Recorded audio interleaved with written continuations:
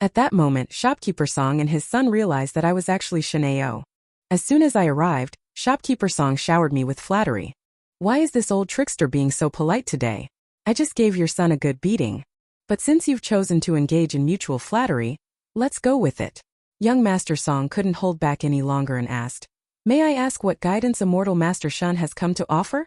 The female fan behind me then excitedly exclaimed, "Immortal Master is here to help us seek spirits and determine the veins." If it's a publicity stunt, Shopkeeper Song responded with an awkward laugh, saying, "Welcome, welcome. Today, all ores selected by Immortal Master Shen will be offered at a 4% discount." But deep down, he thought to himself that he hadn't prepared the specially crafted spiritual ore. How could this be a publicity stunt? Could this guy really know the art of finding spiritual veins and cutting off meridians? If that's really the case, then this young man standing in the Li family would be truly remarkable. But I won't hold back with you. Since Shopkeeper Song is so kind, I won't refuse. Go ahead. I have selected 4 spiritual ores. One strike down. Green light illuminates the entire hall. Shopkeeper Song was dumbfounded.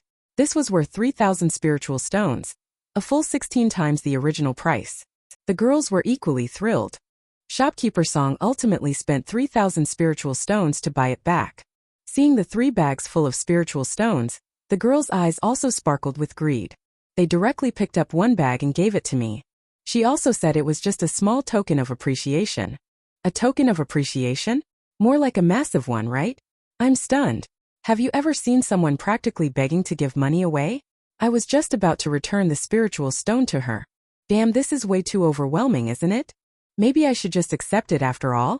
It's just that she gave way too much. But my reputation isn't solid yet. If I take the spiritual stone, wouldn't that mean going back on my word?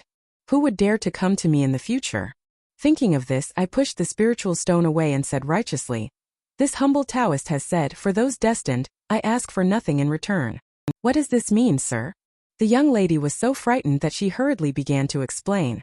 One of the girls knelt down and said sincerely, "Immortal Master, you've worked so hard to help us find spiritual veins and open minds. How can we not offer any reward? Wow, girl, you haven't even started mining yet."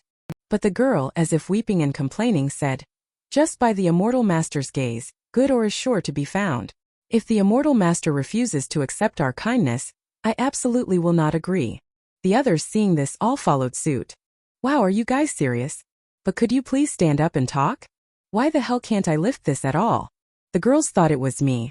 Sorry to ask for a reward, I'd like to politely decline. But damn it, it's because I have 0 cultivation level. Then a girl even helped explain, saying, "How about we consider it as a small donation of incense money to your esteemed sect?" I was just thinking about what excuse to use to accept the money. Damn, they even thought of a reason for me to take the money. Shopkeeper Song also hurriedly advised me to accept it. Fine, I'll take some then. How about taking only 10% of the payment from each? The girl cried out anxiously upon hearing this. How can 10% be enough? Shopkeeper Song takes a 10% cut, so if we only give you 10%, wouldn't that be disrespectful to the Immortal Master? Damn, even when trying to charge less, you still have to bargain. In the end, I was forced to accept only 50%. This damn plot doesn't seem right. Isn't it said that the immortal cultivation world is all about the survival of the fittest? Why do all my destined ones seem to have too many spiritual stones and insist on giving them away? But it seems that after I took half of their spiritual stones, their auras became even greener. I don't know if it's just an illusion, but the 4 girls' combined earnings reached 8,000 spiritual stones. My income for today alone exceeded 4,000 spiritual stones. I'm stunned. Shopkeeper Song and his son could hardly believe it. The kid was even staring with eyes red with envy. In the end, his father gave him a stern warning. Just as I was wondering how to take away so many spiritual stones, Shopkeeper Song promptly offered to gift me a storage ring. I teased. They gave me spiritual stones because I helped them find spiritual veins and determine their fates. Shopkeeper Song, are you giving me this because I'm handsome? But Shopkeeper Song really seized the moment and showered me with a flurry of compliments. In that case, I'll accept it. Watching my retreating figure, Shopkeeper Song secretly breathed a sigh of relief. Just as his son was full of confusion, Shopkeeper Song imagined an explanation. If my guess is correct, this probably the 6th prince of the great empire Shen. The servant beside him is carrying the jade water sword of the Li family's little princess. Thinking about it this way, In the future, no matter which side we align with, we are bound to prosper and rise to prominence. After coming out, I directly gave the storage ring to Uncle Gue. Uncle Gue was immediately moved to tears, while all I could think was that I finally didn't have to use my blood anymore. After all, Swordmaster Sigil bled a whole bowl yesterday. Who could handle that if it kept going on? When I returned to the stall again, the fans were still as enthusiastic as ever. This scene is almost comparable to a talent show. I had no choice but to pick a few. Just by looking at what this girl said, it's easy to misunderstand, okay? I hurriedly brought a few people to the Wind Spirit Pavilion, picked out the oars, and with a single hammer strike. Naturally, I gained another wave of admiration from female fans. But just then a burly man suddenly stepped forward, full of disdain, and said, "What's so great about getting lucky with the oar? It's nothing compared to our tiny spiritual fairy." At that moment, a man with a brocade flag on his back and tattoos on his arms chimed in, saying the same thing. Have you ever seen a showdown between top-tier fans? You call me a lousy immortal master just trying to ride on the hype. I mock you for being jealous. I'm mocking you for being sour. It seems like the only move left for me is to make a strategic retreat. Just as I turned around, a voice called out from behind, "Tiny spiritual fairy is here." This scared me so much that I almost started trembling. But then I thought, it seems she's just an or scammer, so what is there to be afraid of? Thinking of this, I smiled and greeted her. But Tiny Spiritual Fairy wasn't happy. She remembered how last time he hit young Master Song and ended up paying a hefty medical bill, almost offending the Song family. Yesterday he called himself an or scammer, and now he's copying my style to promote products. Most importantly, I had already scheduled a performance and product promotion with Wind Spirit Pavilion a few days ago. Now you're here stirring up hype. Isn't that just stealing business? The more she thought about it, the more wronged she felt. Tiny Spiritual Fairy suddenly shouted, "Shun you! You jerk!" I was completely dumbfounded. But the onlookers automatically filled in the blanks. Could it be that there is a deeply unforgettable life and death romance between the two? That's why Tiny Spiritual Fairy is so coy and hesitant towards Immortal Master. It has to be said, the imagination of die-hard fans is truly vast. Quickly cut in. At that moment a woman walked out. A tall, imposing noblewoman with an awe-inspiring presence. It turned out that this person was actually the manager of Wind Spirit Pavilion. Upon seeing her, Tiny Spiritual Fairy quickly followed up and asked, "Sister Jade, didn't we agree on this a few days ago? Why did he come here?" The shopkeeper immediately said, "You've wronged me. Master Shen Immortal came on his own." Upon hearing this, Tiny Spiritual Fairy felt as if struck by lightning. "You're saying this guy is the Immortal Master?" Tiny Spiritual Fairy said in disbelief. The shopkeeper gave a definite, affirmative and final confirmation. How is this possible? Tiny Spiritual Fairy still couldn't believe it. The shopkeeper, seeing Tiny Spiritual Fairy's expression, thought there was a story between us. She kept pressing for details frantically, but she fiercely declared that meeting me was the worst luck in 8 lifetimes, which made me feel quite wronged. But then Shopkeeper Jade said, "How could that be? Having a connection with Immortal Master is something many people pray for but never get. Fate." Tiny Spiritual Fairy said disdainfully. Seeing that Tiny Spiritual Fairy didn't believe her, Shopkeeper Jade went on to tell the story of how Lee Lotus had opened the 7 Treasures Immortal Gourd and helped every destined person mine, with each outcome being no less than a 1,000-fold return. Only then did Tiny Spiritual Fairy suddenly wake up to the truth. She thought about how this person was so impressive yet still chose to tease her. This made Tiny Spiritual Fairy feel even more wronged. In order to maintain her persona, she had to secretly pinch her own hand. She made an excuse that she wasn't feeling well and was about to leave, but Shopkeeper Jade said, "Today the Immortal Master came to my shop to open a mine, which might bring better traffic." These words made Tiny Spiritual Fairy completely break down. She turned her head and left in a huff. I was left utterly confused, so I politely asked what was wrong. After scolding me, she ran off feeling wronged. Indeed, it is as the ancients said, "Only women and small-minded men are hard to deal with." They truly did not deceive us. Forget it, I don't want to think about it anymore. Let's move on. Follow me. As each destined individual successfully uncovers a spiritual stone, the white area on my halo is also gradually expanding. But what on earth is this Immortal Master cult that these fanatical fans spontaneously formed? And they even set the rule of splitting profits 50-50 as a doctrine? When I returned home utterly exhausted and pushed the door open, I unexpectedly found a hazy figure sitting by the window. Turning around, Tiny Spiritual Fairy softly said, Brother Shen, you're back. If a beautiful woman runs into your room at night, would you choose to be a playboy? The moment I opened the door, I was stunned. This was indeed my room. Tiny spiritual fairy was striking an extremely enticing pose, asking me why I hadn't come in yet. Even more absurdly, she had brewed tea and was gently offering it to me. My God, what do you want to do? But tiny spiritual fairy gently patted my shoulder and asked me to sit down first. I sat down in a daze, and then she offered to give me a shoulder rub, adding, "You must have expended a lot of energy just now opening that phoenix stone, didn't you? Weren't you gone? How did you know I opened the phoenix stone?" But the tiny spiritual fairy coquettishly said, "I just want to see if you're really amazing or just an or scammer. So you just blended into the crowd and started following me?" I recalled. So it turns out, tiny spiritual fairy is blending into the crowd, always thinking about exposing my tricks. As a result, in the first hour of watching the stone, she thought I was using a sleight of hand. By the third hour, she began to realize that all the shopkeepers didn't seem to be pretending. By the fifth hour, she was completely stunned. Turns out I'm not just good, I'm fucking amazing. Gradually, she also joined my fan club under the guidance of the atmosphere team. Then tiny spiritual fairy added, "I originally thought you were a scammer, but later I realized you truly have real skills. So you followed me to investigate and even came to my room to stake out. What exactly are you trying to do?" I said, breaking out in a cold sweat, thinking to myself, could it be that they're after my body? But with a thump, she suddenly knelt on the ground. I was stunned. Is this woman crazy?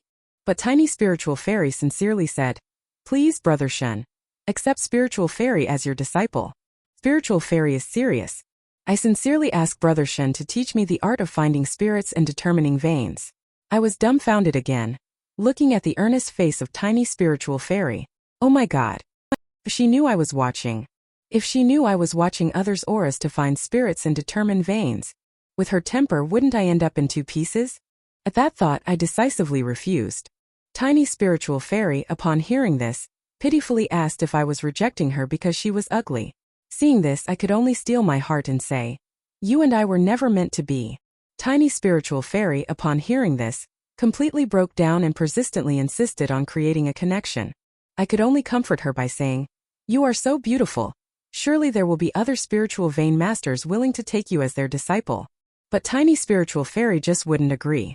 She also said that those old-timers are all a bunch of lecherous old men. "Aren't you afraid that I might be a lecherous old man too?" I said fiercely.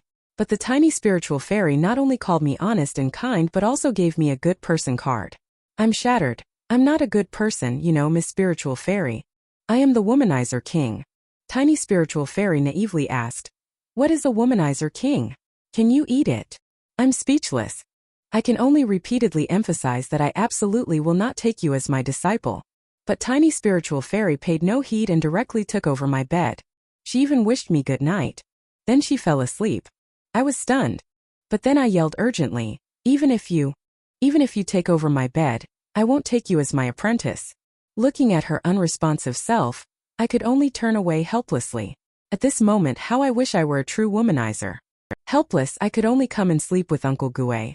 But thinking it over, something didn't feel right, so I asked Uncle Gue if he had reached the chi refining 7th layer. Upon receiving Uncle Gue's affirmative response, I questioned why he allowed the tiny spiritual fairy to enter. Uncle Gue, however, claimed it was for my own good. He even said with righteous indignation, even if you are not planning to take a concubine, you could still learn to indulge in some pleasures. I'm so done with this immortal cultivation world, it's all just cliches. I'm exhausted. Let's just destroy everything and be done with it. So sharing opportunities can also enhance others' fate.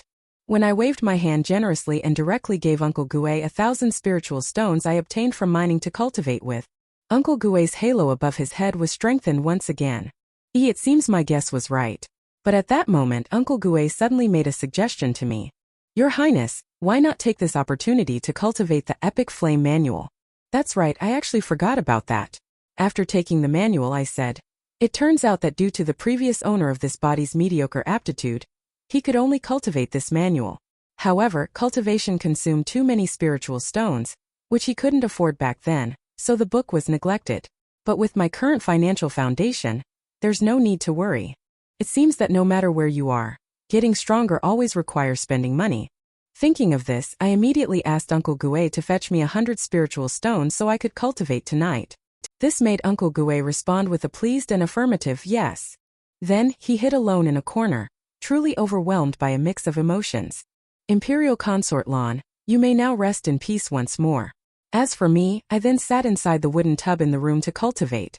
Thinking of this, the previous owner of this body had chosen the Golden Core refining Qi cultivation system all 88 times they faced deviation, yet still succumbed to Qi deviation. This system is currently the most widely used cultivation system in the immortal cultivation world. It consumes fewer resources, allows for rapid cultivation progress, and enables practitioners to master a variety of esoteric arts and techniques. Hence, it is commonly referred to as the Qi cultivator path. However, I definitely cannot continue following this conventional path. In that case, I'll choose the divine demonic Qi body system, commonly known as the body cultivator path. It is said that this cultivation system was developed by ancient humans by imitating the methods of demonic beasts, directly refining the body with the spiritual energy of heaven and earth, relying on pure physical strength to defeat enemies. However, body tempering involves enduring pain that is hard for ordinary people to bear.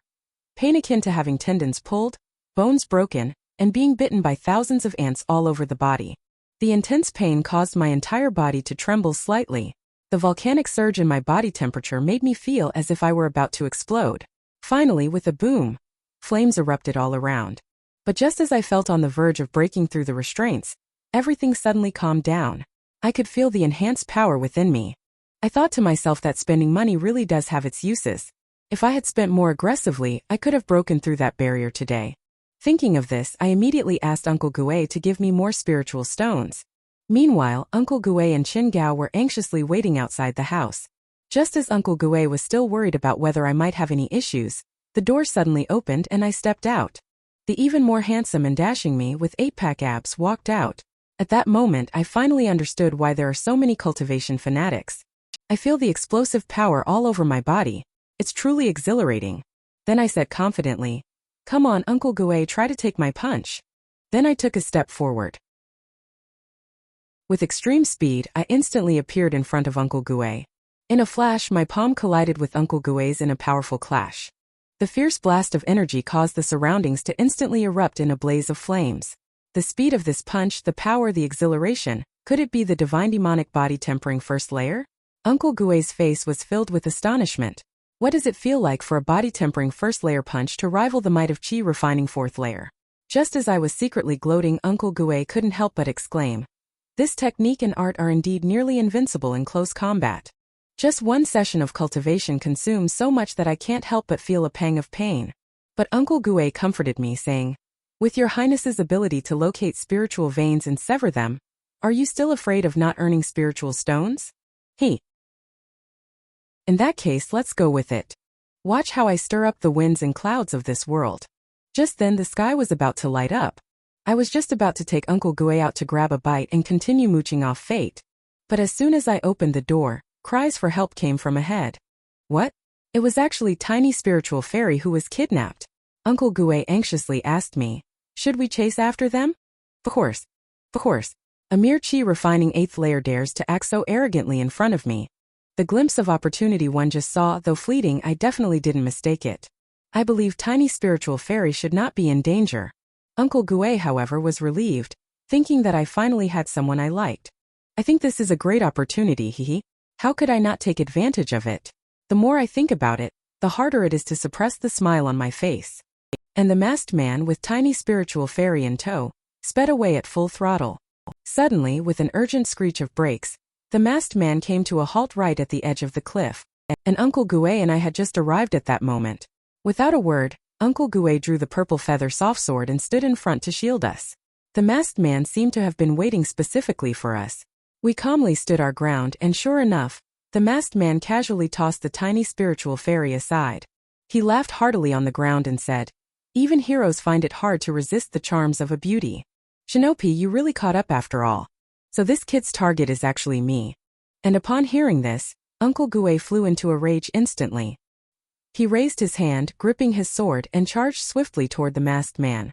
Just as he was about to strike him down, the masked man let out a sinister laugh and arrogantly shouted, "Qi refining 7 layer can possess such Such lethality, your technique and art must be quite unique, right? Hand it over. He suddenly raised a circular shield. With his full power unleashed, the ground instantly shattered. Under Uncle Gue's horrified gaze, with a loud bang, he instantly sent Uncle Gue flying. Then, crashing through layers of rock obstacles, he landed heavily on the ground. Epic Golden Core Domain. You are actually a Golden Core stage cultivator. Despicable. You deliberately concealed your cultivation level. Then, regardless of his injuries, Uncle Gue staggered forward and whispered urgently, "Your Highness, run quickly. This old servant will hold him off." And I forced myself to calm down and said, "With this person's cultivation level, we can't escape." The masked man chuckled and said, "I didn't expect you to be a sensible person, but for now, I have no intention of killing you. Moreover, I have set up the Grand Deception formation here. Anything that approaches the formation will be annihilated." Then the black-clothed figure raised his hand and clenched it. I instantly became unable to move.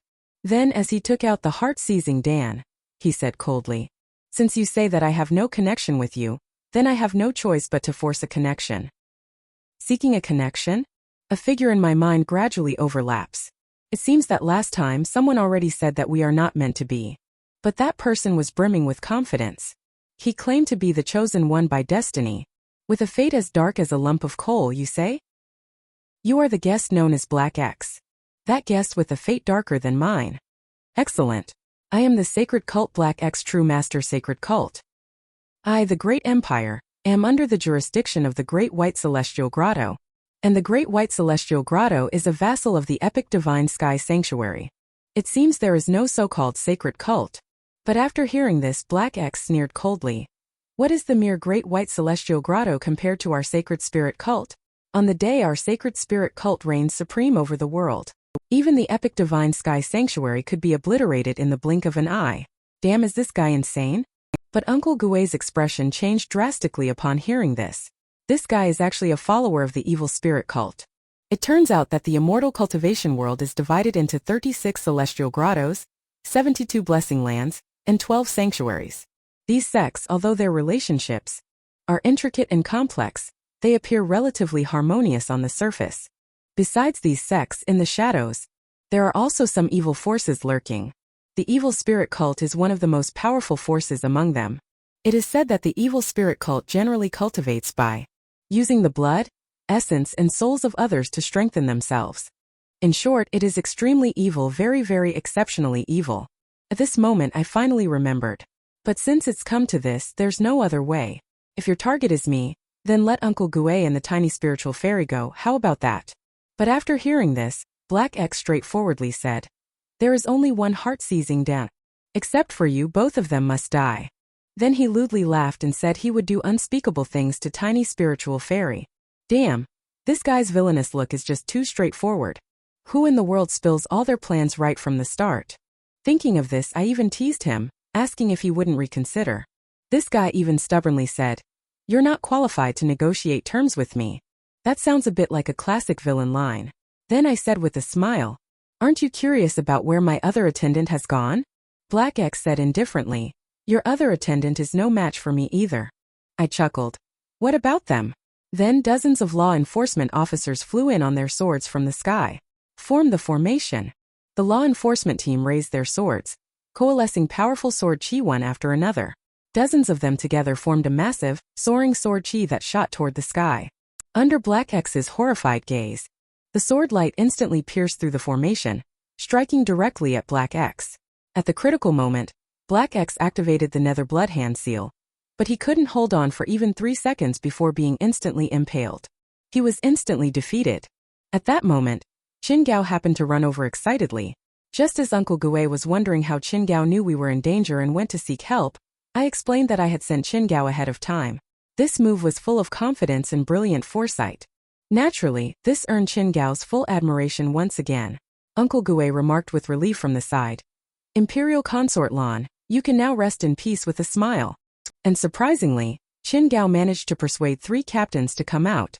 Just as I was about to give him a thumbs up, Qin Gao said, "I just randomly found a law enforcement member." I said, "Your Highness is in danger," and they all rushed over. They also said that not too many people should be told. Otherwise, the connection might become shallow. How the hell can this be related to fate? Would you like a beautiful lady ghost as your wife? My name is Shen Tian. I thought the situation was settled.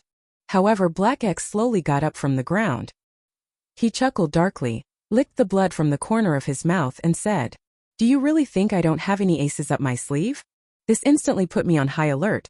It seems this guy really isn't easy to deal with. And at this moment, Black X took out a dark purple artifact emanating an evil aura. Hiss! Black X directly slashed his beautiful arm, and a large amount of essence blood sprayed out, permeating the air. It then gathered in the air to form a sinister curse seal, from which an evil claw emerged. This turned out to be a completely naked, evil lady ghost. And Lady Ghost once again formed hand seals to summon an evil ghost infant. At the same time the ghost infant appeared, it also materialized clothing that dressed Lady Ghost. This turned out to be the half-step nascent soul evil spirit, Nine Sun's ghost mother. However, the moment Nine Sun's ghost mother took form, she stared straight at me and laughed loudly, saying she wanted me to be the father of her children. What is this situation? Upon hearing this, Black X was overjoyed and ordered Ghost Mother to block the enforcement team. He himself captured me and allowed Ghost Mother to do whatever she pleased. Uncle Gue was also breaking out in a cold sweat, indicating that this particular magical artifact was extremely sinister. It seems very unfavorable for the person who has been targeted. Is this the great opportunity one saw? I'd rather not have it. Ghost Mother and Black X have reached an agreement at this moment. Then, with a teleportation, they appeared right in front of the enforcement team. Whoosh whoosh whoosh. The enforcement team was instantly wiped out. Damn, that's way too overpowered. Can we surrender and only lose half? Meanwhile, Black X was not idle either. He dashed straight toward me with a swift movement. Uncle Gue Chin Gao and the other person immediately stepped forward to block the way. I slowly pushed the two aside and sighed helplessly, saying, "Why do you insist on forcing me to take action?" Then I slightly closed my eyes, sensing the true chi within my body. When I opened my eyes again, the surging energy within me, the true chi enveloped my entire body like flames. At that moment, Black X also dashed to my front, with powerful energy fluctuations emanating between his fists. The moment his fist came crashing down, I raised my shield. Just as my shield shattered, a blinding golden light surged from the palm of my right hand. I grinned and said, "Die!" I swung my sword and sent Black X flying with a single strike. This strike is truly terrifying, as expected of the Swordmaster sigil from the Great White Celestial Grotto. But the energy expended is really taking a toll on me.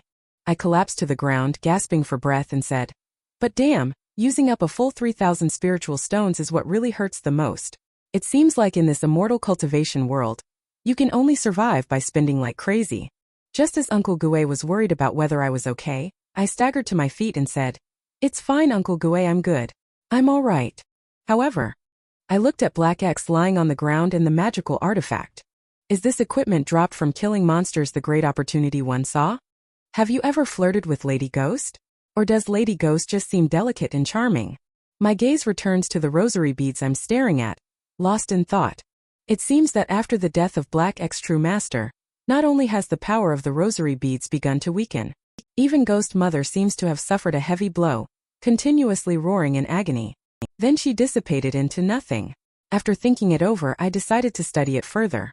Immediately after, I turned around and asked Uncle Gue, "Has Tiny Spiritual Fairy woken up?"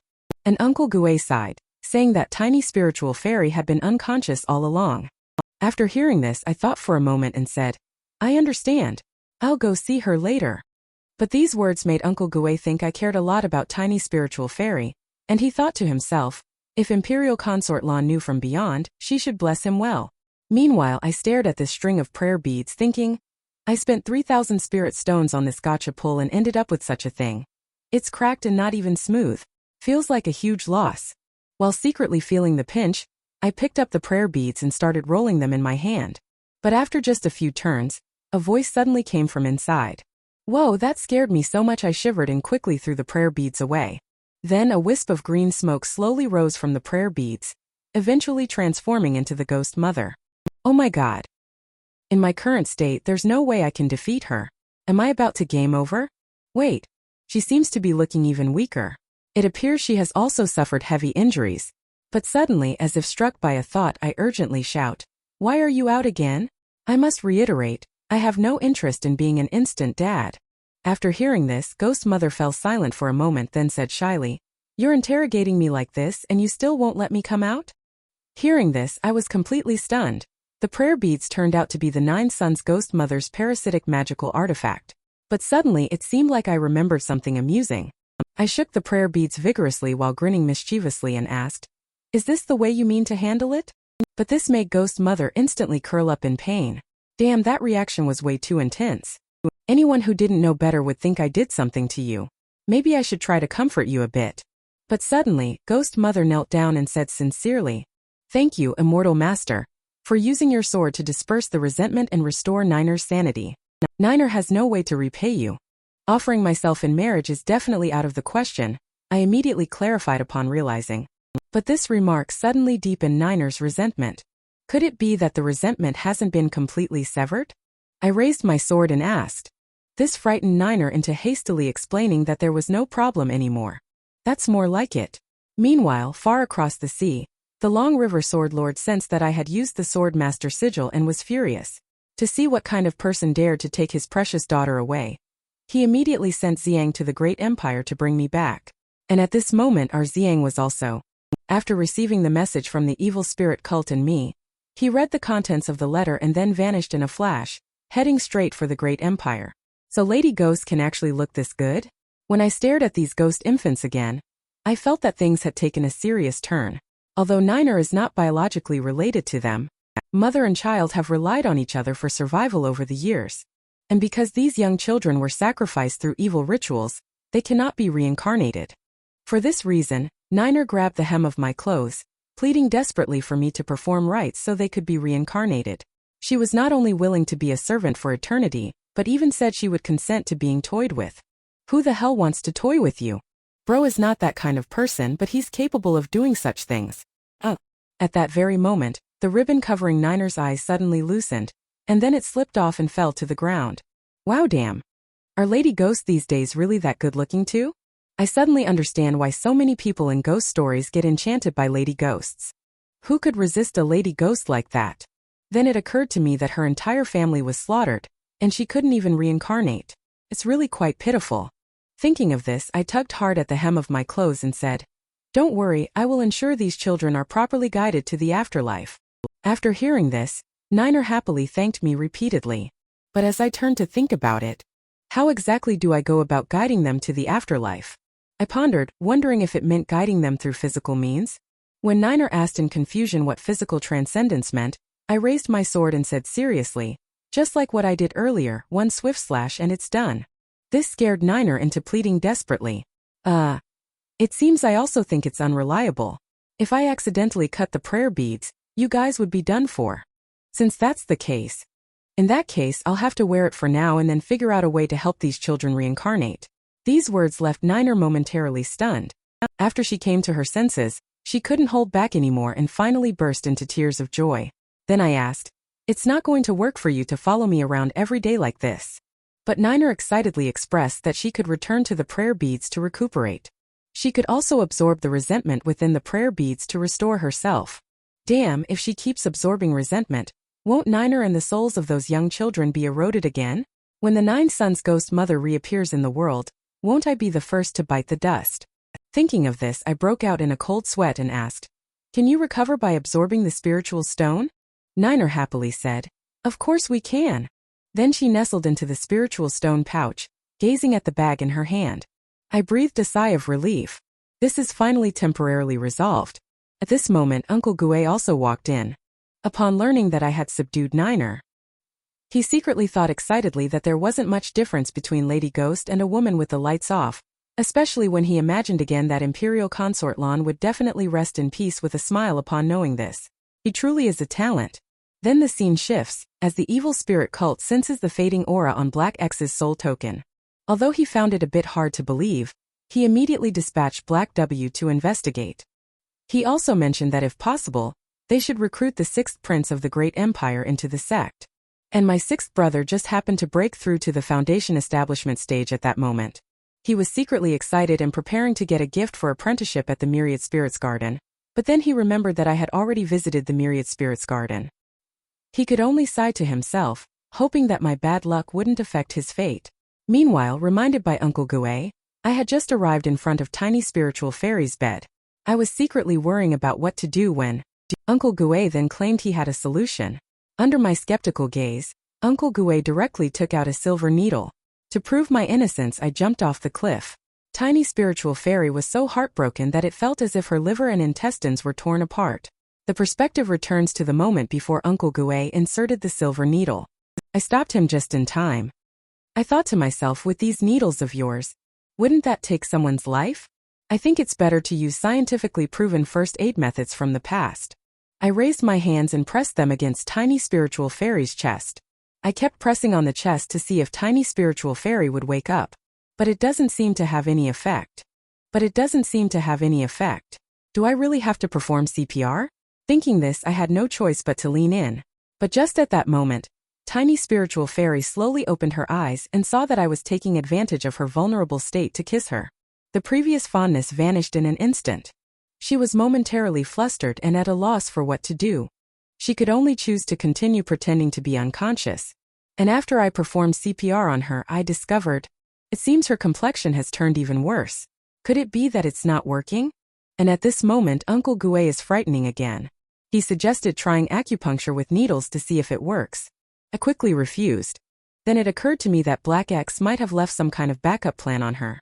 Should I just slash with my sword to see if it can dispel this evil energy? And Uncle Gue's even more mischievous suggestion was that the pure yang energy of a child's urine is the strongest, which scared Tiny Spiritual Fairy so much that she couldn't keep pretending any longer. What's with the acupuncture, sword splitting, and child's urine? The infuriated Tiny Spiritual Fairy confronts. I was met with a furious, wild roar. I breathed a sigh of relief, and at the same time, I realized that Tiny Spiritual Fairy had already woken up. But Tiny Spiritual Fairy said, "You just did that to me. You're such a beast." Uncle Gue added with a sharp remark. "If Miss Spiritual Fairy feels it's inappropriate, you could marry His Highness." Helplessly, I could only play it straight and say with a serious face, "Whether you believe it or not, I did what I did just now to save you." Upon hearing this, Tiny Spiritual Fairy was furious and said, "Daring to act but not daring to take responsibility is worse than a beast. What would it take for you to believe me? Unless you die." I stared at Tiny Spiritual Fairy for a moment. Just as Tiny Spiritual Fairy thought I was scared, I smiled faintly and said, "That's easy to handle." Then I happily went off to meet my death. Tiny Spiritual Fairy was instantly dumbfounded. After snapping back to reality, filled with regret and anxiety, he hurriedly rushed with Uncle Gue to stop me. By the time they caught up, I was already standing on the edge of the cliff. Tiny Spiritual Fairy kept explaining that what was said earlier was just out of anger. Uncle Gue stepped forward to intervene, but I immediately raised my hand to stop him and confidently said, "If you trust me, don't interfere." Then turning to the Tiny Spiritual Fairy with a smile, I said, "Today, in order to save someone, I have been disrespectful to you, miss. Since you do not believe me, miss, I have no choice but to die to prove my innocence." Amid the panicked cries of the Tiny Spiritual Fairy, I leaped off the cliff. She touched the lingering aura in the air. She gazed into the bottomless abyss beneath her feet. Tiny Spiritual Fairy suddenly collapsed to the ground, still unable to believe that her brother Shen had left so suddenly. Here I am. Jumping off a cliff and surviving is bound to lead to a stroke of fate. That's how it's written in all novels. Of course, this is also the vision of opportunity one saw after Tiny Spiritual Fairy awakened. Theoretically, the angle, timing, position, and wind speed I calculated should be correct, but it seems I overlooked a crucial issue. That is, the unlucky aura I'm under. I was just too excited and jumped off course, damn it. Damn, I just can't get a grip on it. This time it's really turning into a cliff fall. What should I do? Waiting online, kind of urgent. At that moment, the prayer beads in my hand lit up. It turned out that Niner had swiftly emerged to protect her master. Then she fired a blast at my abdomen, and I was sent flying like a bullet. Bang bang bang, I was sent crashing backward. Damn it, lucky for me Niner was there. I looked up at this immortal manor. I thought to myself, bro, I almost gave my all for you, even to the point of death. Looks like I still have to keep lying low. And Tiny Spiritual Fairy gazed at the cliff, scenes flashing through her mind one after another. She finally recalled the series of events when she was abducted by Black X True Master. She thought about how her stubbornness had driven me to jump off the cliff. Overwhelmed with grief, she was ready to sacrifice her life for love. Just as she lifted her foot to take that step, my voice echoed from below. I lied cheerfully, saying I wasn't dead. And I also discovered an immortal cultivation cave here, which got Uncle Gue so excited that he kept saying if Imperial Consort Lan knew about it from the underworld, she would be smiling in the afterlife. When Uncle Gue and the others came down, I looked at tiny spiritual fairy's furious gaze. Suddenly I felt as if I hadn't done anything, so how did I end up being labeled a scumbag? Then, while they were secretly thinking that the Immortals Cave wouldn't be easy to open, I tried it first and then let them give it a try as well. But Qin Gao and Uncle Gue also couldn't open the mechanism. Finally, when it was Tiny Spiritual Fairy's turn, the moment she placed her hand on it, the mechanism instantly lit up. It seems that Miss Spiritual Fairy is the destined one for this cave dwelling. Upon arriving inside the immortal manor, I was astonished to discover. Not only was the interior environment breathtakingly beautiful, but it also housed rare and exotic plants worth millions of spiritual stones. To put it in perspective, even the most common pure world white lotus costs over 1,000 spiritual stones. This left the tiny spiritual fairy in awe while she was secretly pondering in her heart. With such a huge fortune, wouldn't he silence me? But then my next words, "Please accept these white lotuses and spiritual herbs," left the tiny spiritual fairy in disbelief as she asked, "Do you know how many spirit stones these are worth?" I gave a faint, generous smile and said, "No matter how many spirit stones they're worth, they're all yours." "Worth 1,000,000 spirit stones given away for free? Brother Shen, are you serious?"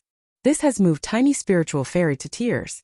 And after giving all the spiritual medicines to her, I clearly felt my own fate strengthening simultaneously. But then, tiny spiritual fairy disagreed with taking all the spiritual medicines, making the shackles on me feel heavier again. I could only once again declare with unwavering righteousness that this is your destined opportunity, and all the spiritual medicines should rightfully belong to you. And at this moment, Uncle Gue jokingly suggested with a mischievous grin that the tiny spiritual fairy should marry me. Look at the tiny spiritual fairy's shy and bashful expression. I had no choice but to insist firmly on a 50-50 split and not allow any refusal. This makes tiny spiritual fairy envision him as a domineering CEO character, with hearts and bubbles overflowing with love. I can only change the subject again. After all, the real great opportunity is still there. A sudden stroke of luck feels great in the moment, but riding on fate's coattails brings lasting joy. Tiny spiritual fairy obtained the 2 most top-tier techniques and arts from the divine water spirit lord. Suddenly, 3 stone pillars rose around, each bearing a stone box. As I gazed at the one on the far right, an intense desire surged within me. Could this be my great opportunity? Thinking this, I asked Little Spirit if she could give me that stone box. Since tiny spiritual fairy had already obtained the most precious inheritance, she readily agreed and generously offered all 3 stone boxes to me. I was secretly wondering when this girl had become so generous, but upon checking, her fate aura hadn't changed at all. Based on the experience I've gathered over such a long time, generally I take 50% of the fate, as this distribution of opportunities is most beneficial for both parties. But if it exceeds 50% or if you take it all, fate will weaken or even decline. This indicates that the combined value of the 3 stone boxes is not as great as the inheritance she obtained. It seems I can take this stone box without worry. Then I'll start with the first one. This is a ring engraved with the words Vast Abyss. It looks pretty good. Let's start by dripping blood to claim ownership. Holy crap, this storage ring is at least tens of thousands of square meters, 100 times larger than the one shopkeeper song gave me. And this storage ring is actually filled with at least 1,000,000 or more spiritual stones. This wave of seizing the opportunity has made me instantly rich. Hurry up and open the next stone box. This second box contained a battle armor and a whip, which are also quite good. But damn, this is women's clothing. Is this the legendary Beauty and the Beast? Back to reality, tiny spiritual fairy shyly admits she has never worn battle armor, so let's just sell it. I haven't worn it, but I never said I didn't like it either. It's driving me crazy. Tiny spiritual fairy instantly explodes with anger. When I looked at the last stone box, the feeling of longing grew even stronger the moment I opened it. Is this water? Suddenly, my flame body tempering manual started operating on its own. Simultaneously, the urge to touch it compelled me to walk over involuntarily. The moment I made contact with that water, the liquid immediately surged into my body. What is happening?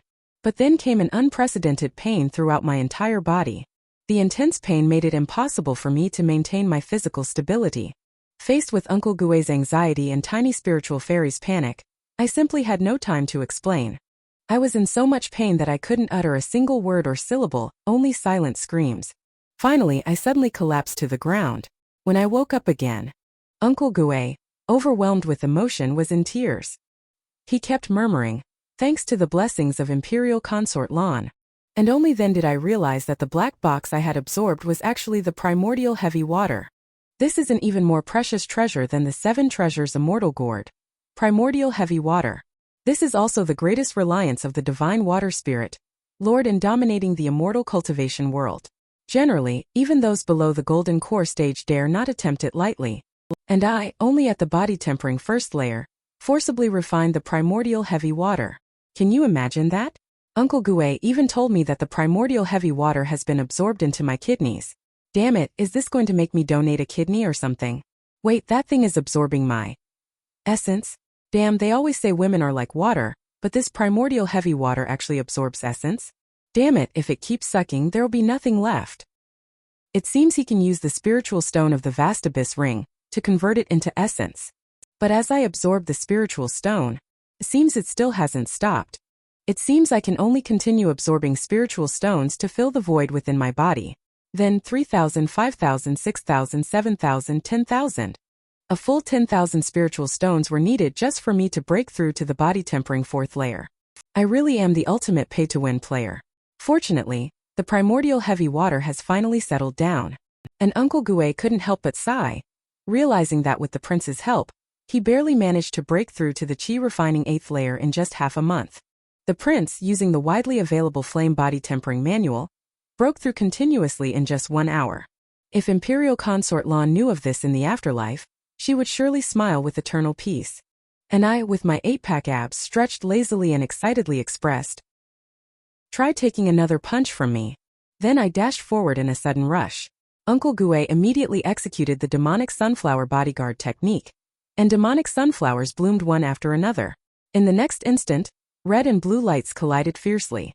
Uncle Gue was horrified to find that he was actually struggling to hold his ground. I am not done yet. My momentum surged once again as I leaped up in a flash. Just as I threw a punch downward, Uncle Gue hastily activated his demonic sunflower bodyguard, but it was useless. The moment my punch landed, it shattered Uncle Gue's shield instantly. At the last moment, just a fraction of a micrometer away from Uncle Gue, I slammed on the brakes. Body tempering 4th layer completely triumphs over chi refining 8th layer. Woohoo! I really am a genius. Uncle Gue also expressed his relief at this moment.